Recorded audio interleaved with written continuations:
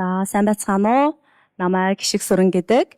Би оюутлогоо компани Химэл оюун ухаан өгөгдлийн шинжлэх ухааны багийн ахлах мэрэгчлэн байна. Өнөөдрийн энэхүү хурал дээр бид Enhancing Climate Resilience-ийн Mine Intro, Artificial Intelligence based long-term rainfall forecasting and extreme event analysis, just a case study of the оюутгоо mine судалгааны ажлаар өнөөдөр ихтгэлээ танилцуулахад бэлэн болсон байна. Энэхүү судалгааны ажил маань манай оюутлогын компани хүрээнд modeling long-term rainfall variability төслийн хүрээнд хийгдсэн ажил байгаа. Энэхүү судалгаанд маань манай байгаль орчны баг мөн ил уурхайн geotechnic-ийн багийн усны мэрэгжилтэн далан tailings хаягдал агуулгах байгууламжийн мэрэгчлэнүүдтэй хамтран бид энэхүү судалгаагаа хийсэн байгаамаа. За, өнөөдрийн энэхүү байгаль орчны мэрэгжилтэн олон Монголын болоод Өмнө Говь аймгийн хүрэндх олон судалгааг танилцуулсан судалгааны араас би өнөөдрийн climate change буюу climate change-ийн хор уршигын талаар буюу тэрний өөрчлөлтийн талаар дуртах нь илүүц байх. Гэхдээ энэхүү судалгааны маань зорьсон зүйл маань юу вэ гэхээр энэхүү rainfall буюу цаг агарын эрс өөрчлөгдөж байгаа хит их борооны мэдээ орж байгаа нь бидний уул уурхайн аюулгүй үйл ажиллагаа явуулахад мэдээж нөлөөлж байгаа нэг томоохон хүчин зүйл юм байгаамаа. Тэгээд манай Rio Tinto-гийн 2025 оны Climate Action Plan report-нд үндэслэснээр энэхүү гинтийн severe энэхүү өөрчлөлтүүд маань tropical cyclone гал төмөр хит их халалт гинтийн бороо мөн үер ус болоод цаашлаад ярих юм бол бидний үйл ажиллагааны үнд костод нөлөөлөх томоохон хүчин зүйлээ гэж бид нэр дурдсан байгаа. За, тэгэхээр манай оюу толгой компани хүрээнд бид нар мэдээж operation маш сайн явахын зөвчгсөн тэнд ажиллаж байгаа ажилчдын аюулгүй байдал бид нар байдлыг хангах нь бол бидний нэн тэргүүний үүрэг зорилт байдаг. Жишээлх юм бол хүчтэй бороо ч юм уу бороо их хэмжээгээр орсон тохиолдолд бид нар үйл ажиллагаагаа зогсоох хүртэлх хэмжээг арга хэмжээг авч чаддаг. Мөн түүнээс гадна үүнд бэлэн байхын тулд цаашдаа бид нар ямар зүйлсийг хийх шаардлагатай юм бэ гэдэг дээр манай Химэл оюун ухааны багийнхантай хамтраад бид нар нэгэн судалгааны ажлыг эхлүүлсэн юм. Мэдээж хэрэг уламжлалт арга аргачлал болоод ажиллаж байна бид нар ирээдүйд гэх юм уу ирэх 100 ирэх жил ямархуу хэмжээний хурд үндэс бидрийг хүлээж байгаа түүнд зориулаад бид нар үйл ажиллагаагаа хэрхэн төлөвлөх вэ гэдэг дээр маш их анхаарах шаардлагатай байдаг. Үүнээс үүний нэгэн зүйл маань хэм болвол бид нар Химэл оюун ухааны аргачлалыг энд илүү ашиглавал ямар вэ? Энэ өөрөө илүү комплекс болоод энгийн бидний уламжлалт арга аргачлалаар тодорхойлох боломжгүй байдаг. Заримдаа тэнд жоохон алдаа гардаг асуудлуудыг шийдвэрлэхэд өргөн ашиглагддаг болж байна. Өнөөдөр Химэл оюун ухаан ашиглагдаагүй салбарыг баг ашиглагдсан салбараас илүү ашиглагдаагүй салбарыг хэлэх нь магадгүй цөөхөн байх тийм ээ. Тийм болохоор бид нар энэхүү судалгаанда энэхүү фреймворкийн дагуу судалгаагаа эхлүүлсэн юм аа. Энэхүү илтгэлийн өмнө хийсэнчлэн бид нар төслийн хүрээнд хийсэн гэж яг энд бол бид нар NASA-гаас авсан датан дээр зориулж яг experimental framework хийгээд өнөөдөр энэ хурал дээр танилцуулж байгаа. Өмнө хийсэнчлэн манай оюу толгой компанид real time яг цаг тухай бүрдэн хурд хүнсний хэмжээг хэмждэг багжууд байдаг. Мөн өөрийн гэсэн цаг уурын станцтай.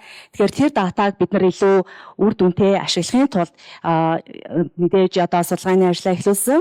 Энэхүүс өнөөдрийн илтгэл дээр бол бид нар зөвхөн NASA-гаас авсан зөвхөн оюутлогын хүрээнд цуглуулсан датагаа бид нар танилцуулах болно. За, датаны хувьд гэх юм бол бид нар яг тэнд улаанаар харагдаж байгаа хэсгээс өсөөлээд манай ил уурхай далан бүх хойд хаалга гээд яг энэхүү хүрээнд орж ирсэн NASA-гийн бүх датаг бид нар satellite open data-наас бид нар цуглуулж авч байгаа. Энэ дата маань өдөр болгоны одоо цаана харагдаж байгаачлан одоо skin temperature, wind speed minimum temperature гэх мэтчлэн тий хамгийн чухал зүйл маань бол precipitation-ыг өдөр болгон бид нар цуглуулсан. Энэхүү датан дээрх одоо тий descriptive statistic маань бол энд харагдаж байна. Мэдээж нөгөө нэг яг анх удаага яг ийм төрлийн датан дээр ажиллаж үзсэн болохоор тий яг хаана бидний дархалт илүү их байдгийг хаана илүү тий pre-occur буюу тий precipitation-ыг одоо нэгж нь яг хэддгээр distribution дээр хаана илүү extreme value-нуудыг харуулж байгаа вэ гэдгийг одоо анализ хийхэд энэхүү табло бид нар гаргасан. За энэ дээр бол яг хоо бид нар 1981-ээс 2024 оны хүртэлх NASA дээр оюутлогын уурхайн орчимдох одоо хурд үндэсний хэмжээ ямар байсан бэ гэдгийг харуулсан хүснэгтийг эхний хүснэгтэд эхний графикт бол жил болгоноор нь харуулсан байна. Одоо өнгөрсөн 2024 оны 9-р сард гэх юм бол тий маш их борооны улмаас манай одоо төлөвлөлтийн баг урт болоод богино хугацааны төлөвлөлтийн багийнхан маш одоо их ажилласан. Одоо жишээлх юм бол энэ нь бол өмнөх одоо 40 хэдэн жилд одоо үзэгдээгүй борооны хэмжээ бол ингээд орсон байсан байна. За тэгээд бид нар сар болон одоо жилд 52 вик байдаг бол одоо 7 хоног бүрээр нь энэхүү нийт хэмжээг бид нар харуулж байгаа. Тэгэхээр сүүлийн үед бороо бол огцом орж байгаа юм байна. Тэгээд хизээ хаана ямархуу байдлаар их орж байгаа вэ гэдэг дээр энэхүү судалгаа маань харуулж байгаа. За мэдээж хэрэг одоо химэл оюуханы модельийг сургах гэдэг зүйл дээр бид нар датагаа илүү цэвэрлэх, ойлгох, сайжруулах тийм зүйлийг бол хийх хэрэгтэй. Гэхдээ энэхүү судалгааны ажил маань үндсэндээ хоёр хэсэг рүү чиглэх болно.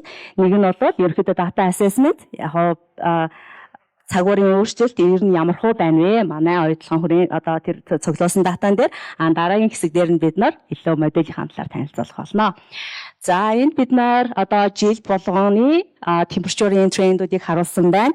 1979 оноос эхлээд 2024 он хүртэлх одоо шугамн хамаарлыг харж үзэх юм бол мэдээж хэрэг энэ бол маш их яригдсан тий халуун болж байна, дулаан болж байна гэдгийг бид нар эндээс харж болно.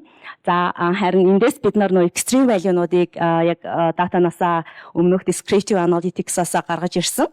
Ер нь яг энэ дээрээс харах юм бол бид нар extreme буюу нэг өдөрт 15 мм-аас дээш орсон тохиолдлын тоо сүүлийн жилүүдэд одоо хамгийн ихний цэнхэр дээр харагдаж байгаачлан ихсэх хандлагатай байна.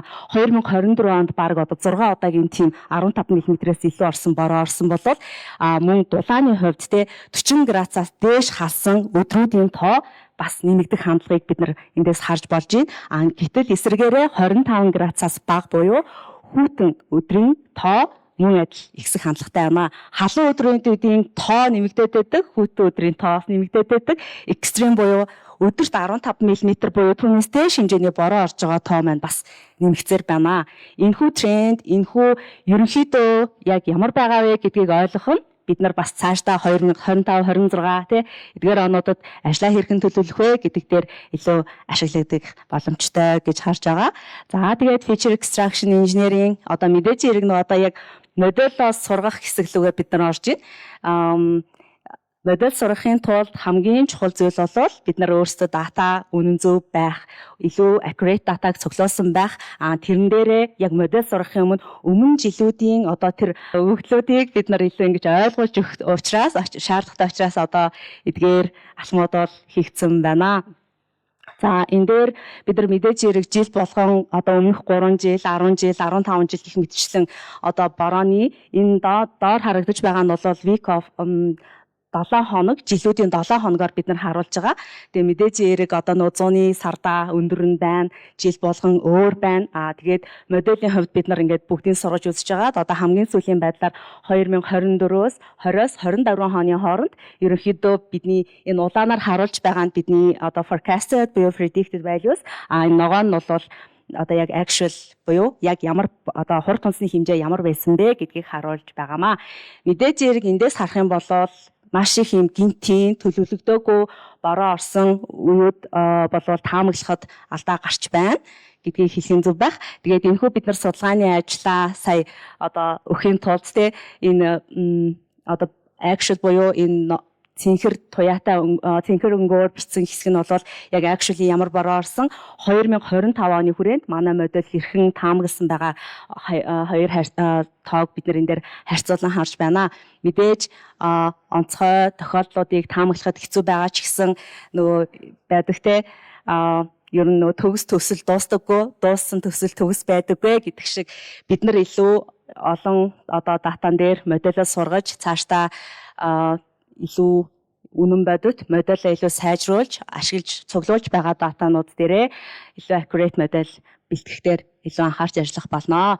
За тэгээд анхаарч хандуулсан та бүхэндээ баярлалаа.